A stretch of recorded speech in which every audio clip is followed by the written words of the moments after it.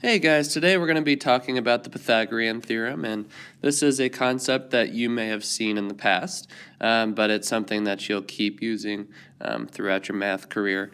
And so let's go over what the Pythagorean theorem is, and the formula that you're going to be using today is a squared plus b squared equals c squared. Okay, and we know that the Pythagorean theorem is used to find side lengths in right triangles. So if you want to know what a specific triangle would look like using the Pythagorean theorem, you know that it has to have a right angle. You need to know that your legs are going to be a squared and b squared, and the long part of your triangle, called the hypotenuse, is going to be c squared always. Okay, so this is what a picture of Pythagorean theorem looks like, and here is your formula that you're going to be using today. Okay, and we're just going to run through some examples here. All right. Okay, so this first example says find the value of x. Give your answer in radical form. So what we want to do is take our numbers that we have for our legs and plug it into our formula. Okay, so our formula is a squared plus b squared equals c squared. And we can put either of these numbers in for a or b interchangeably. It doesn't matter which one goes where. Okay, so we know a squared, you can put 2. We know that b squared, you can put 6. And we just leave c squared alone. We're not sure what it is yet. Okay, so we know that 2 squared is 4. And we know that 6 squared is 6 times 6, or 36. And we're going to set that all equal to c squared. Okay, well, how do you undo a square root, or a square? Well, to undo a square, you need to take the square root of these. Okay, and since the square root undoes a square, you just have c left. And if you add up 4 plus 36, that gives you 40. Okay, and now we could take the square root of 40 and get a simpler answer, but the instructions say to leave your answer in radical form, and that's what they mean by that. They want you to leave it in the square root form of the answer. Okay, so that's just our first example here. Let's try another one. Okay, example 1b here is slightly more challenging. You're going to have to do a lot of combining like terms and such, but for the most part it's not bad. Okay, so let's go ahead and write down our formula. We know that to be a squared plus b squared equals c squared. And let's plug in what we have. Well, we know we have an x minus 2 in the leg, and we have a 4. So let's go ahead and plug those in. So we have x minus 2 squared, and we have plus 4 squared equals c squared. Okay, so we're going to have to go ahead and multiply x minus 2 squared out real quick. So let's do that. Squared means something multiplied by itself, so we have x minus 2 times x minus 2, and we can use our FOIL technique. Well, we know x times x would give us an x squared. A outside term, x times minus 2x, would give us minus 2x. And minus 2x times x would give us minus 2x. And lastly, negative 2 times negative 2 would give us a positive 4. Okay, so if we combined all these, you can combine these right here. That would give you x squared minus 4x plus 4. And then you can go ahead and write everything else out. 4 squared is 16. And that equals c squared. Okay, now that was a whole lot of math in a very short period of time, so make sure that you are rewatching the video, pausing it, making sure you're taking your time with it. Okay? All right.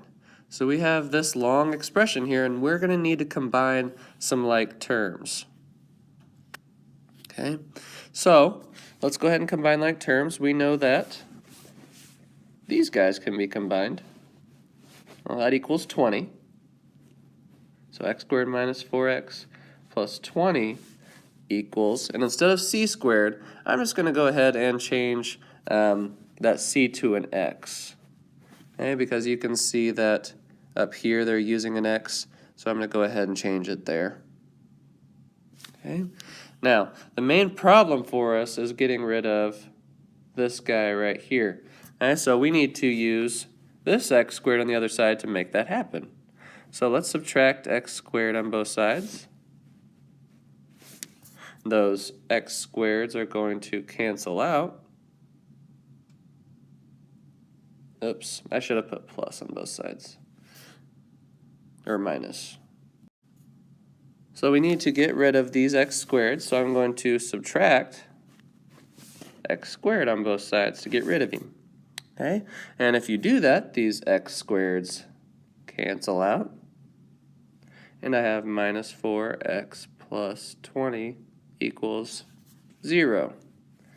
Okay, now I just need to get x by itself.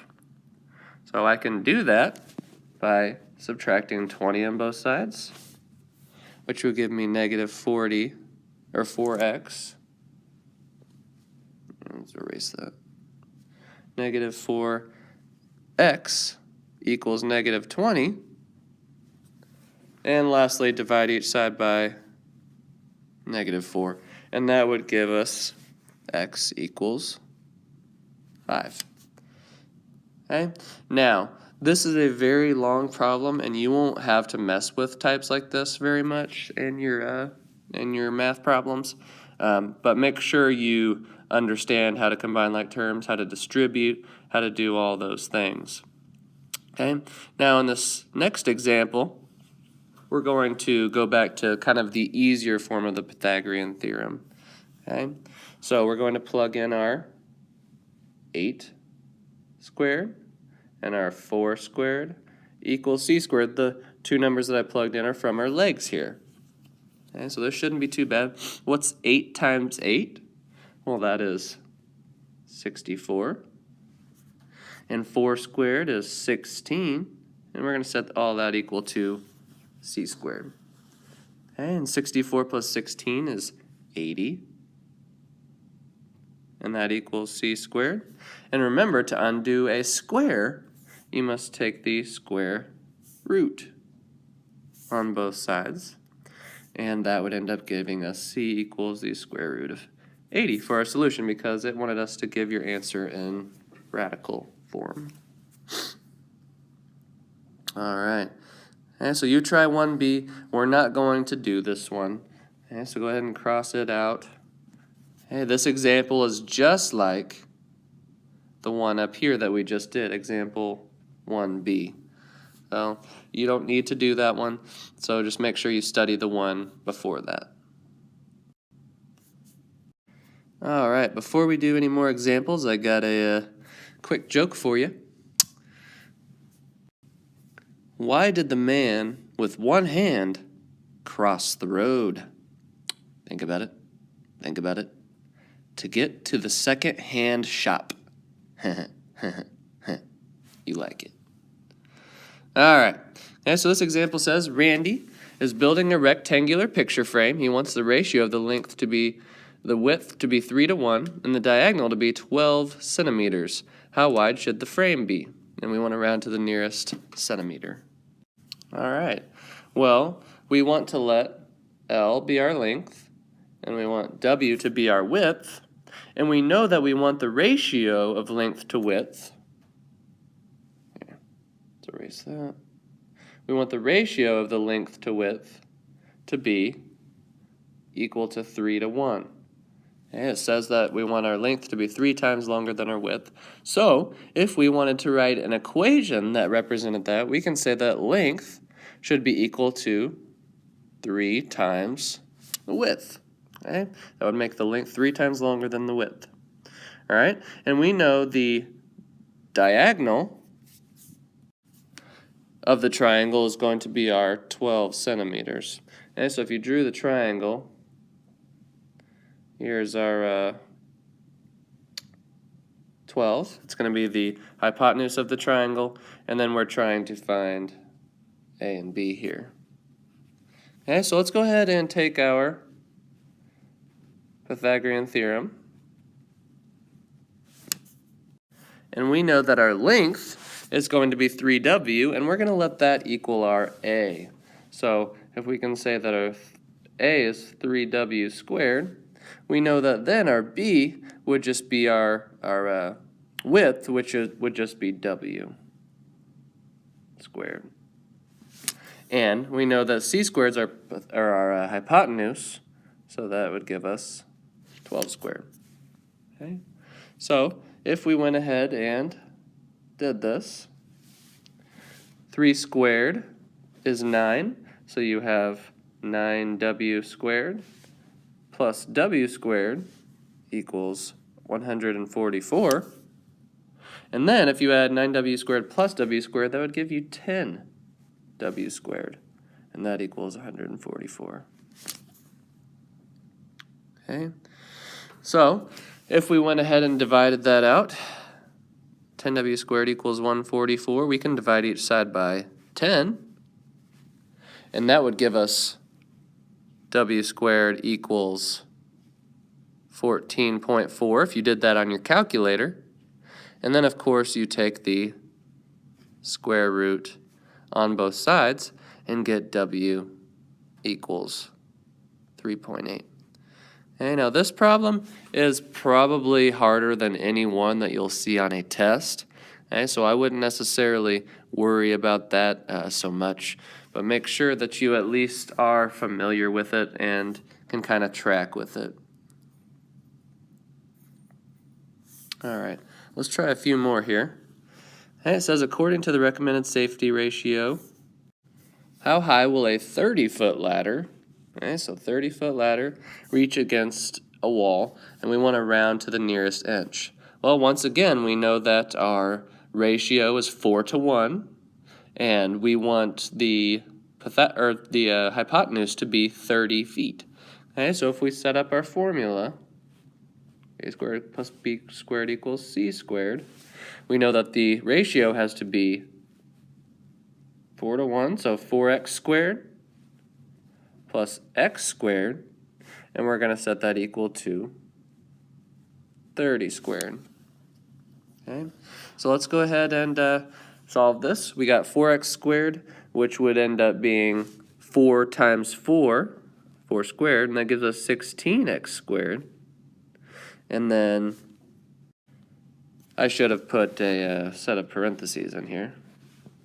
Okay, so that gives us 16x squared, and then we add that to x squared, and that ends up equaling 30 squared, which is 900. So let's add these up. 16x squared plus x squared would give us 17x squared, and that would equal 900. And then if you divide each side by 17, that would end up giving us x squared equals 900 over 17. And then, of course, you can take the square root on both sides. And that would end up giving us a final solution of x equals about 7.28. Okay? And like I said, these will be kind of sparse on your test. If you have even one, that would be kind of rare. Okay, the last concept that we need to talk about is called a Pythagorean triple. So it says a set of 3 non-zero whole numbers, a, b, and c, such that a squared plus b squared equals c squared is called a Pythagorean triple.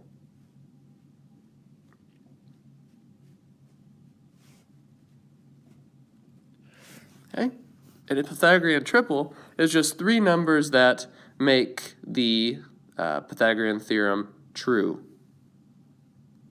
Okay, so if we were to find the missing side length, it would tell us what the Pythagorean triple is. So let's go ahead and find what the missing side length, and we'll figure out what the third part of that triple is. So we have a squared plus b squared equals c squared. And we want to go ahead and plug in our numbers. So we have 14 squared, which is one of our legs, plus 48 squared, and that equals c squared. Now, if you take 14 squared plus 48 squared on your calculator, that would end up giving you 2,500, and that equals c squared. And then you could take the square root on both sides, and c would end up equaling 50. So our triple would end up being 14, 48, and 50. Okay, these are the three numbers that would make this triangle work, or make the Pythagorean theorem work in this specific example. Okay? All right. We'll continue Pythagorean theorem next time, but make sure you have all these notes down, and we will see you later.